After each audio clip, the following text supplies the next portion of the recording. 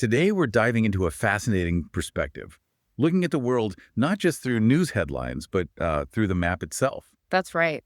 We're exploring Peter Zeihan's book, The Accidental Superpower, specifically the updated 10 years on version. And his whole argument hinges on this idea that geography isn't just background scenery, it's almost destiny. Destiny, how so? He argues that the physical layout of the world, rivers, mountains, oceans, plains, profoundly shapes everything. The food you eat, the economy you live in, even the wars countries fight, it's all deeply tied to the land. Okay, so the big question we're digging into today is Zeihan's core thesis, that the U.S. became a superpower not really through planning, but almost by geographical luck, an accident, as the title says. Exactly, a unique combination of geographical gifts. And we'll also look at what Zeihan thinks happens when the global situation, that sort of accidental foundation, starts changing. It's definitely a different way of looking at things. It sounds counterintuitive for sure. Where does he start building this case? It starts with something really basic. Moving things around is hard, really hard. That's his fundamental principle. Think about costs. Before modern tech, a horse, maybe it carries 250 pounds. Hitch it to a cart. Okay, now you're talking 2,000 pounds, still limited. Oh, right. And that leads to his Farmer Smith analogy, doesn't it? This farmer in early New York. Yeah, Farmer Smith. He's got apples. On a horse, maybe he gets a few bags over some hills.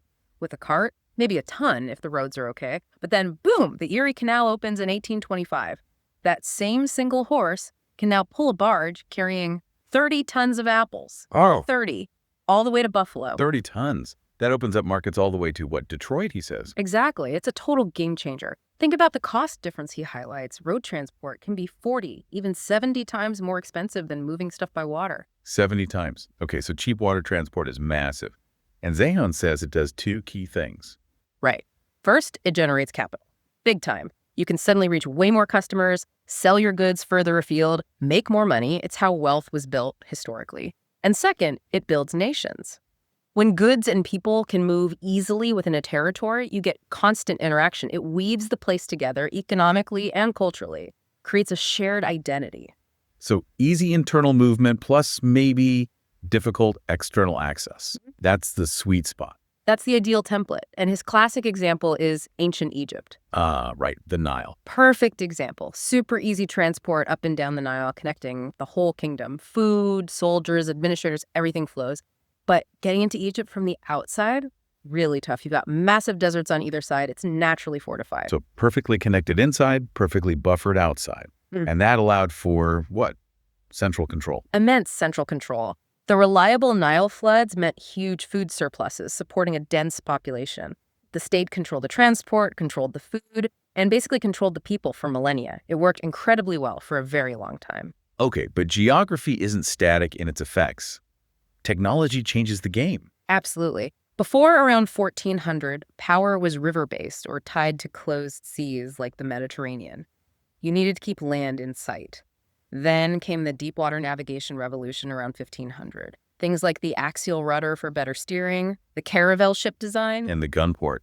That seems crucial in his telling, being able to mount heavy cannons low in the hull. That was revolutionary. Suddenly, ships weren't just transports, they were floating fortresses. And this tech shift totally flipped the script for Europe. How so? Who benefited first? Poor Iberia, Portugal, and Spain. They were kind of marginal players before this, stuck on the edge of Europe. But they mastered deep-water sailing. Portugal, famously, sails around Africa, gets direct access to the Asian spice trade, and just decimates the Ottoman-controlled land routes. Spice prices apparently dropped by 90%. 90%. That must have wrecked the Ottoman economy. Devastating blow, and suddenly, little Portugal is a global power. Then, of course, the tech spreads, particularly to England. And England, with its island geography and growing navy. Uses deep-water dominance to build a global empire, projecting power anywhere it chose. So yeah, tech completely redefined what geographical advantages mattered. Okay, so deepwater navigation reshapes the world. What's the next big technological shift that interacts with geography? The Industrial Revolution. Moving beyond muscle, wind, and water, now we're talking coal, steam, engines. And that changed, well, pretty much everything, right? Food production, cities. Everything. Food output explodes. People flood into cities. London becomes the world's biggest city by 1825. New materials like cheap steel and cement allow for massive construction factories, sewers, bridges. Cities transform. So let's look at a specific case. Germany. Zeihan presents its industrialization as quite different, especially compared to the U.S. later. What were Germany's challenges? Oh, huge challenges. Germany's stuck right in the middle of the North European plain. Flat, open, hard to defend, borders lots of powerful neighbors. And internally fragmented. Rivers flowing different ways, not really connecting the regions easily.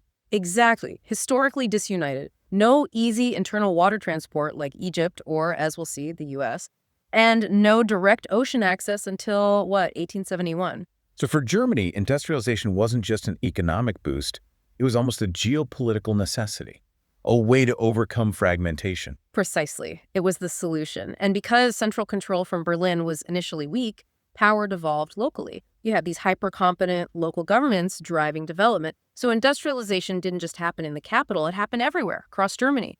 They leveraged existing roads and built the first truly national rail network. Rail became their unifying transport system. And they did it fast, really fast. Incredibly fast, under 40 years compared to maybe 150 for England. Fueled by things like French war reparations after 1871, plus smart public-private partnerships, it forged a unified, wealthy, powerful German state out of geographic disadvantage. Okay, so we've seen Egypt's Nile advantage, the tech shifts favoring Portugal and England, Germany overcoming challenges with industry and rail. Now, let's get to the accidental superpower itself, Yeah. the United States. Right. And Zeihan argues the U.S. hit the geographical lottery like no other nation in history.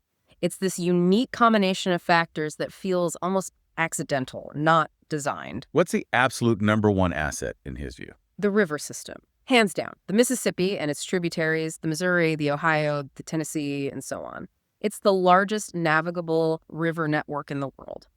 We're talking something like 6,000 miles of navigable waterways. 6,000 miles. And crucially, this massive network overlays the world's largest piece of contiguous, high-quality arable land, the American Midwest. So the transport network is perfectly matched with the agricultural heartland. Perfectly. It essentially makes inland cities like Pittsburgh, St. Louis, even Tulsa into functional ocean ports. They have cheap water access to the Gulf of Mexico and the world.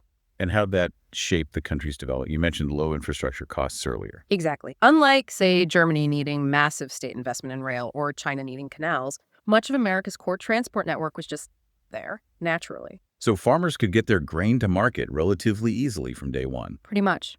This fostered incredible economic dynamism with relatively little need for huge government projects early on.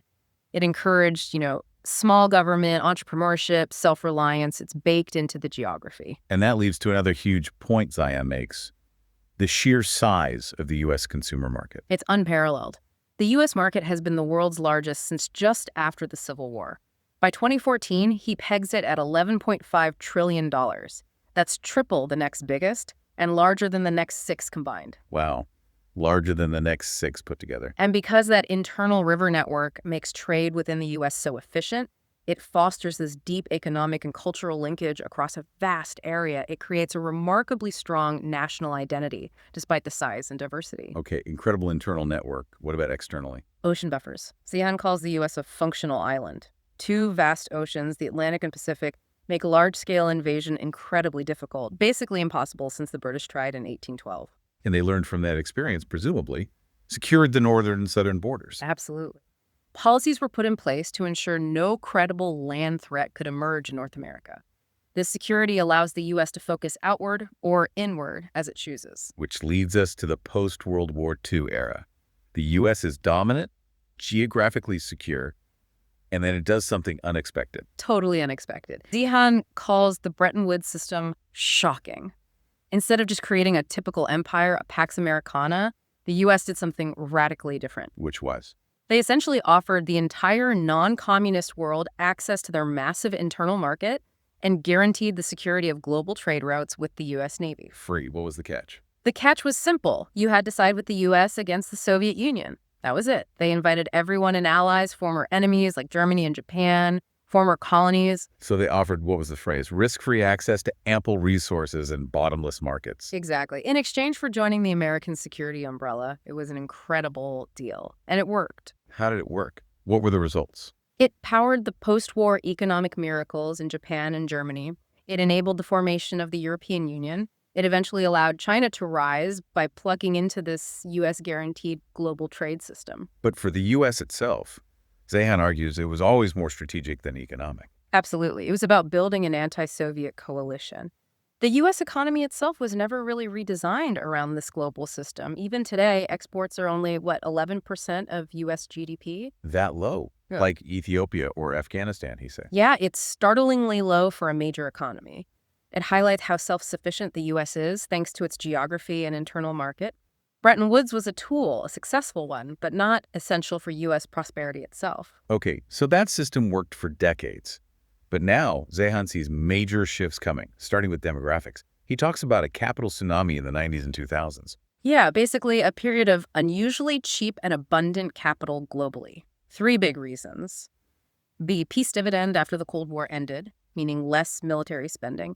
The U.S. dollar becoming even more dominant after the euro launched. And critically, the American baby boomers hitting their peak earning and saving years. So lots of money sloshing around the system. Tons of it, but that's reversing.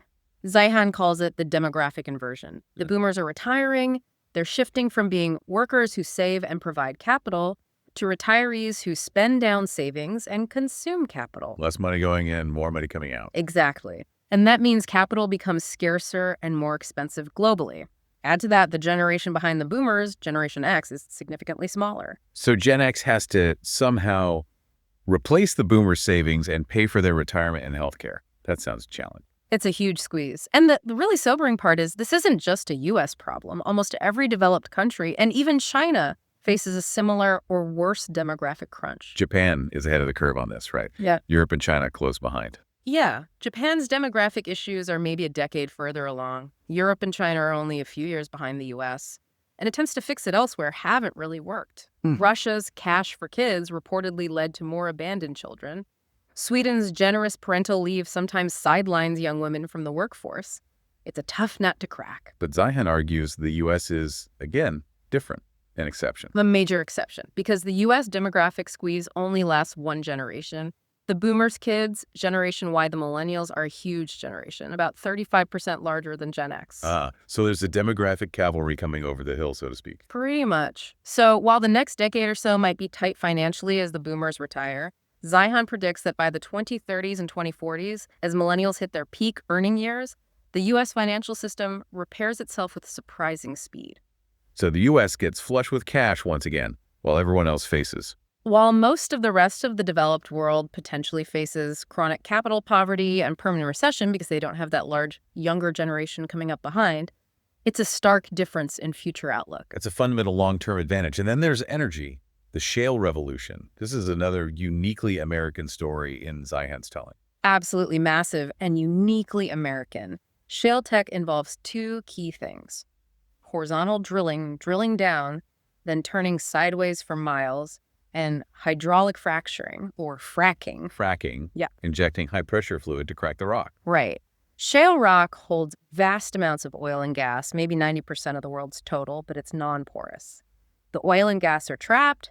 Fracking creates tiny pathways for it to flow out. It unlocks previously inaccessible reserves. Okay, the tech is clever. But lots of countries have shale rock. Why is the revolution only really happening in the U.S.? One crucial fundamental reason: private ownership of subsoil mineral rights. How does that make the difference? In the U.S., if there's oil or gas under your land, you own it. You get royalties, typically 12.5% of the revenue, plus lease payments and taxes benefit the local community.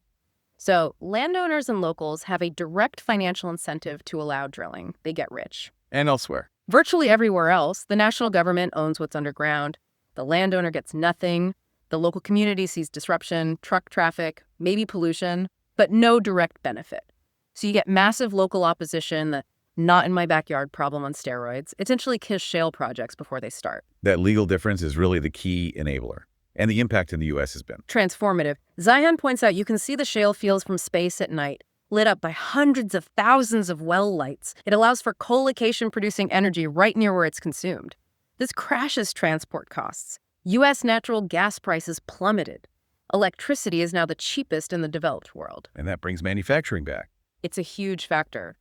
Cheap, reliable energy is attracting energy-intensive industries back to the U.S. Zeihan mentioned 500,000 manufacturing jobs added since 2008, reversing decades of decline. He also links cheap energy to the rise of 3D printing. Yeah, additive manufacturing. It can be energy intensive, so cheap U.S. power is a big plus. It allows for customized, complex parts, think aerospace, medical devices, defense made locally with minimal waste. It fits perfectly with high-value U.S. manufacturing. And his bottom line is, this shale boom won't go global. He's adamant. It requires that unique American mix. The geology, the mineral rights, deep capital markets, skilled labor, existing pipelines and infrastructure, proximity of energy production to cities. No other country has all those pieces in place. Okay, so unique demographics, unique energy situation. What does this mean for geopolitics? Zeihan talks about a coming Hobbesian period. Sounds ominous. It is. He's borrowing from Thomas Hobbes the idea of a war of all against all, when central authority breaks down. He sees the period roughly from 2015 to 2030 as the peak of global instability, the least Amerocentric part of this century. Why? What breaks down? Basically, the Bretton Woods system. As global capital dries up due to demographics, and the U.S. potentially pulls back from guaranteeing global security and trade, the free-for-all begins. Countries will scramble for resources, for markets, old rivalries flare up, naval competition returns. It's a world where nations have to fend for themselves much more.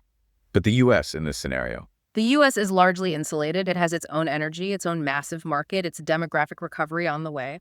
Zeihan expects moderate growth with stable markets and reliable energy supplies here. Militarily, the U.S. retains absolute dominance of the oceans and returns to intervening only when and where it chooses, based on its own interests, which might seem unpredictable or maddeningly mutable to the rest of the world. And supply chains shift. Big time. They'll localize, shorten. Manufacturing moving from China to Mexico to serve the U.S. market is a prime example he gives. It benefits North America enormously. Who does he see as the main actors, the aggressive powers in this more dangerous world? He lists several: Germany, Japan, Turkey, Russia, Saudi Arabia, Iran, even Angola, countries that might lash out due to desperation for resources or markets, or seize opportunities created by the shifting order. Their motivations vary, but the result is increased conflict potential.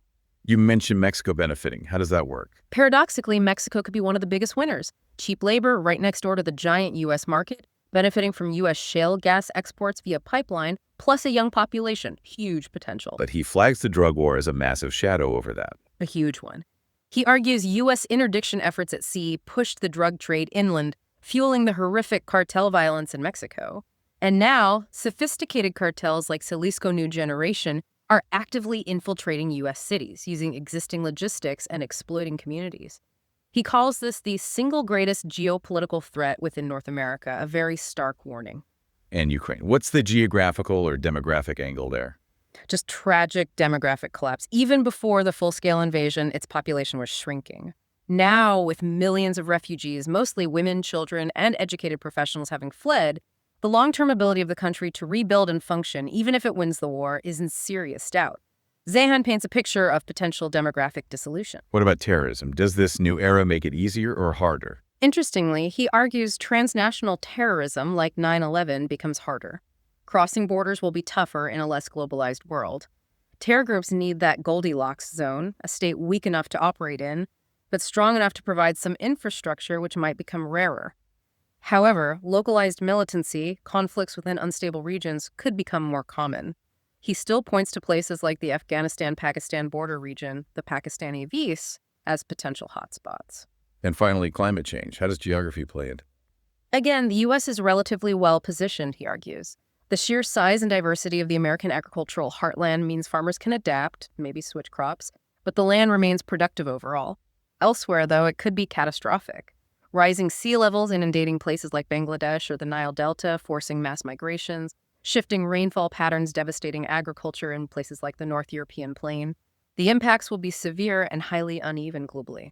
Okay, so wrapping this all up, we've covered a lot of ground, tracing Zeihan's arguments about geography, transport technology, demographics, energy.